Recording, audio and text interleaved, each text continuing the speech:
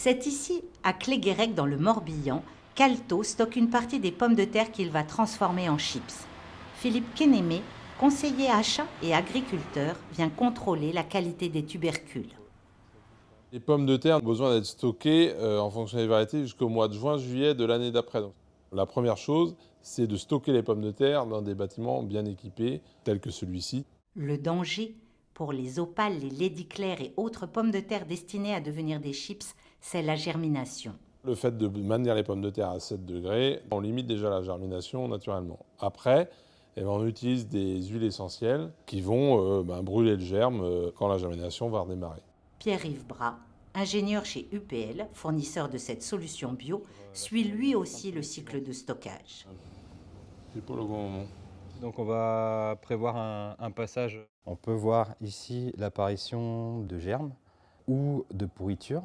Donc si on ne met pas de produit antigerminatif, on va perdre cette qualité très rapidement. Nombre d'antigerminatifs conventionnels ont été interdits. UPL avait anticipé, lançant cette alternative bio fin 2020. Pour développer la solution à base d'huile d'orange essentielle, il a fallu 8 ans. Ça prend du temps parce qu'il faut vérifier qu'il n'y ait pas de problème lié à la santé humaine et qu'on ne dégrade pas non plus les qualités organoleptiques des pommes de terre. Paris réussi.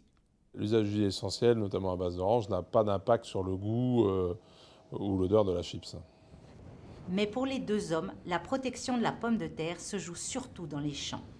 On a eu un été quand même plutôt maladif, avec des contaminations de mildiou importantes et surtout sur toute la période, jusqu'au mois de septembre. Comment aider les plants à se protéger du mildiou ? Les solutions de biocontrôle ne suffisent pas. On s'est rendu compte qu'aujourd'hui, il fallait permettre un minimum de garantie de rendement à l'agriculteur. Philippe, qu'est-ce que tu en penses d'associer des produits de biosolutions, donc biocontrôle et biostimulants en même temps ? Clairement, c'est ce vers quoi il faut se tourner. L'association du biocontrôle et des biostimulants vont permettre effectivement d'atteindre un rendement quasi identique à l'emploi de produits phytopharmaceutiques. Oui. Les deux biosolutions, donc biocontrôle et biostimulants, vont être pulvérisés en même temps.